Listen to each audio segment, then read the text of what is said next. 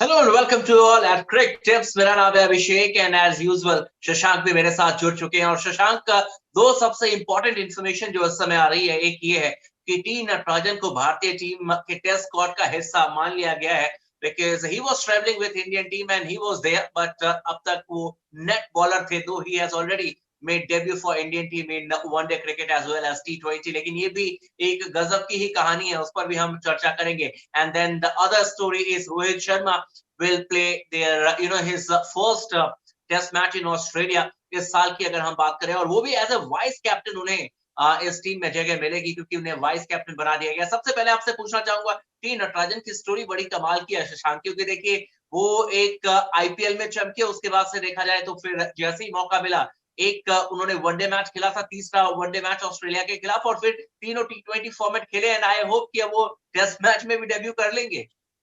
ये बड़ा ही मतलब एक तरीके से हम लगातार चर्चा करते आ रहे हैं अभिषेक की जिस तरीके से टी नटराजन का सफर रहा है अभी तक मतलब आईपीएल से आप बात कर लीजिए, उनके घरेलू क्रिकेट को देख लीजिए, या उसके बाद आप देखिए जैसे ही सिर्फ टी20 के लिए सिलेक्शन होना, उसके बाद वनडे भी खेल जाना, उसके बाद अब राइट। टेस्ट मैच में ही मौका मिल जाना। और ये देखिए इत्तेफाकन हुआ है, टेस्ट मैच में भी आप देखेंगे तो ये इत्तेफाकन हुआ। उनके लिए कहते हैं ना कि ऊपर वाला कुछ ना कुछ आपके लिए अच्छा लिख रहा होता है, आपको उस समय खराब लग रहा होता है कि यार ये मेरे साथ ऐसा क्यों हुआ।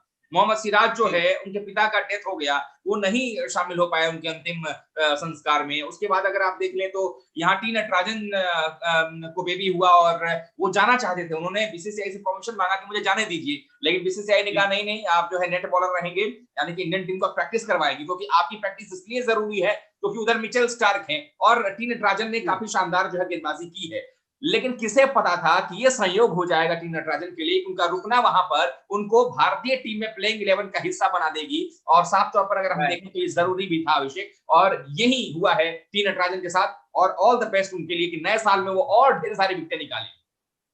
बिल्कुल सही कहा, और इंग्लिश में एक बहुत ही अच्छी कहावत है कि someone's pain is someone's gain. और उमेश यादव को जो पेन हुआ, हम नहीं चाहते थे कि उमेश यादव को ये पेन हो, और वो जो दर्द में जो उनको चोट लगी है, जो इंजरी हुई है, उसकी वजह से हो सकता है कि टी नटराजन आपको तीसरे जो टेस्ट मैच है जो कि खेला जाएगा सिडनी में, वहां पर खेलते हुए दिखेंगे। And he is also wonderful option क्योंकि आपके पास दो तेज गेंदबाज already he is doing well, एक जसप्रीत बुमराह, दूसरे आपके मोहम्मद सिराज, और एक अगर लेफ्ट आर्म फास्ट बॉलर आपके पास आ जाए तो एक वैरायटी आ जाती है। बिल्कुल सही कहा आपने। लेकिन what is the story behind Rohit Sharma? He will play his first test match of this year, और वो भी एज ए वाइस कैप्टन उन्हें अब टेस्ट मैच में नियुक्त किया गया है, जिनके रहाने को वो सपोर्ट करेंगे। तो कहते हैं ना कि एकदम ही आए आए और दुरुस्त आए, सीधे वाइस कैप्टन के तौर पर खेलेंगे टीम में। और ये पहली दफा है अभिषेक कि रोहित शर्मा को वाइस कैप्टन नियुक्त किया गया एक सीरीज में। और सबसे बड़ी चीज है कि खतरा जो है ना, आप एक और खिलाड़ी पर देख लीजिए, खतरा जो है पुजारा पर भी है, क्योंकि पुजारा वाज द वाइस बिल्कुल। Captain of Indian cricket team in the test matches, लेकिन बिल्कुल। अभी आप देखिएगा तो पुजारा को वाइस कैप्टन के पद से हटा दिया गया है, क्योंकि कैप्टन तो थे नहीं कि दबाव हटाने के लिए आपको हटाया गया। इसका मतलब जी। यह है कि पुजारा को भी ये कहीं ना कहीं एक तरीके से दे दिया गया होगा अल्टीमेटम कि आप परफॉर्म कीजिए। अगर तीसरे टेस्ट में पुजारा खेलेंगे जो लग रहा है, और अगर परफॉर्म नहीं किया तो आप देखेंगे कि बहुत जल्द अगर भारतीय टीम इस टेस्ट मैच में केएल राहुल को नहीं लेकर के आती है तो अगले टेस्ट मैच जी। में केएल राहुल का स्थान जो है वो पक्का हो जाएगा टीम के अंदर में। मुझे लगता है कि पुजारा अपनी, या तो इसके बाद भी अपनी जगह वो बनाएंगे इंग्लैंड सीरीज के लिए, या तो फिर वो आखिरी टेस्ट सीरीज खेल रहे हैं। तो रोहित शर्मा को वाइस कैप्टन बना करके टीम में लाना रोहित शर्मा के लिए मुझे लगता है उनका मनोबल भी बढ़ाने वाला होगा। और टीम तो खैर मतलब बेहतरीन करेगी, रोहित शर्मा के आने से टीम का मनोबल भी जो है वो सातवें आसमान पर होगा। इसलिए मुझे लगता है रोहित शर्मा का इंक्लूजन भारतीय टीम में काफी शानदार है। बिल्कुल सही कहा शशांक आपने, और हमने कई बार जिक्र भी किया है, नथिंग अगेंस्ट चेतेश्वर पुजारा, लेकिन ये बात तय है कि not talking about in Australia और outside the Indian wicket, but he didn't perform in Indian wicket also. और पिछले अगर एक साल का आप रिकॉर्ड निकाल के देखेंगे, against south Africa, against West Indies, against Bangladesh, he has done nothing, कुछ भी उन्होंने खास नहीं किया। और जबकि एक ही फॉर्मेट खेलते हैं तो we expect better performance from Cheteshwar Pujara that he delivered in the past, लेकिन इस समय पिछले एक साल में कुछ भी ऐसा किया नहीं है।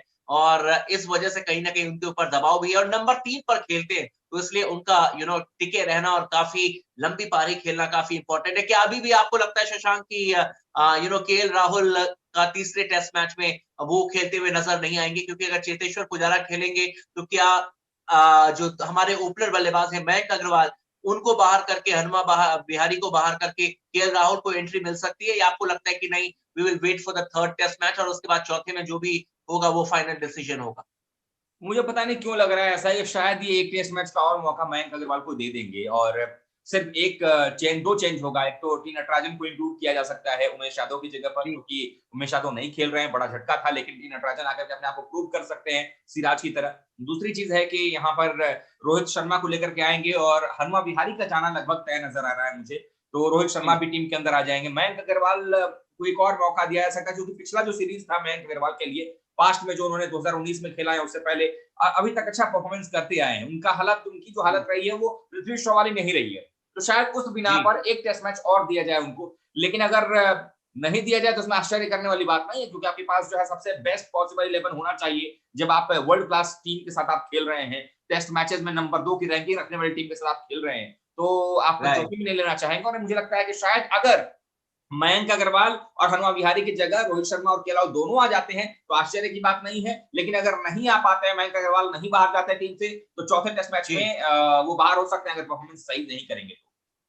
बिल्कुल सही कहा आपने और सिनेरियो काफ़ी इंटरेस्टिंग मैं कहूँगा क्योंकि कॉम्बिनेशन क्या लेकर भारतीय टीम उतरेगी, उस पर नज़र होगी और कॉम्बिनेशन क्या ऑस्ट्रेलियन टीम लेकर उतरेगी, उस पर नज़र रहेगी and we will wait and watch कि how Australia is going to react after the huge loss against India. जी, कुछ कहना चाह रहे हैं शशांक आप? कि अभिषेक, ये भी बात आप देख लीजिए ना कि जब टीम का जब कल अनाउंसमेंट किया ट्विटर पर बीसीसीआई ने बताया, तो उन्होंने साफ जी, तौर पर ये बताया कि वाइस कैप्टन रोहित शर्मा है, टी नटराजन को लेकर जिस तरीके से ट्वीट किए गए, ये तो तय है कि दोनों खिलाड़ी इंक्लूड होते नजर आ रहे हैं अंतिम 11 में। लेकिन अभी तक राइट, मयंक अग्रवाल और केएल राहुल को लेकर कोई बातचीत नहीं हो रही है। स्क्वाड में राइट। जरूर हैं वो, लेकिन अगर आप देखेंगे तो आपको साफ तौर पर ये अंदाजा हो जाएगा कि कहीं ना कहीं केएल राहुल के मन में भी ये बातें चल रही होंगी पिच को देखते हुए कि अब तो सिडनी से बेहतर चीज नहीं हो सकता ऑस्ट्रेलिया में टेस्ट मैच की जी, शुरुआत करने के लिए, क्योंकि अगला टेस्ट मैच ब्रिस्बेन में होगा अभिषेक, और राइट, वो पिच तो काफी उछाल वाली मानी जाती है। तो यहाँ बिल्कुल पर सही कहा। काफी अच्छा होता कि अगर आप केएल राहुल को भी लेकर के आ जाते इस टीम में और वहां पर अच्छा कर जाते। लेकिन एट द सेम टाइम आप देखें तो मयंक अग्रवाल के पास भी मौका होगा कि अगर सिडनी में जिस जी। तरीके से वो शॉट खेल रहे हैं, थोड़ा अपने आप को संभाल लें, फुटवर्क का इस्तेमाल कर लें, तो सिडनी भी एक तरीके से ना बड़ा अच्छा मौका होगा मयंक अग्रवाल को अपने आप को फॉर्म में ले आने के लिए।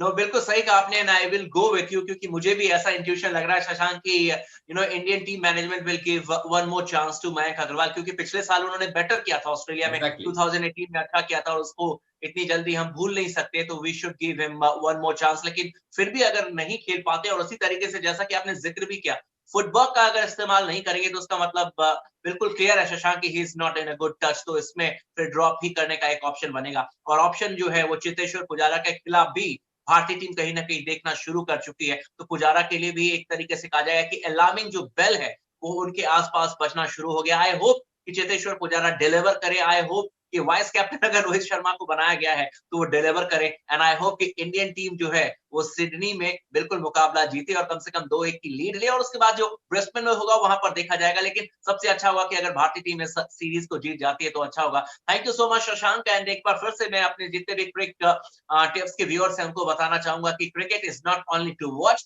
बट ऑल्सो टू विन और इसीलिए आप क्रिक टिप्स चैनल पर आते हैं यहाँ पर बहुत सारे आपके पास ऑप्शंस होते हैं कि आप क्रिकेट देखते देखते तमाम तरीके की चीजें जीत सकते हैं तो लगातार आप हमारे साथ बने रहिए और हम आपके लिए इसी तरीके से एक से बढ़कर एक क्रिकेट के रिलेटेड आपके लिए एपिसोड लेकर आएंगे thank you so much Shashank मिलते हैं एक नए वीडियो के साथ थैंक यू।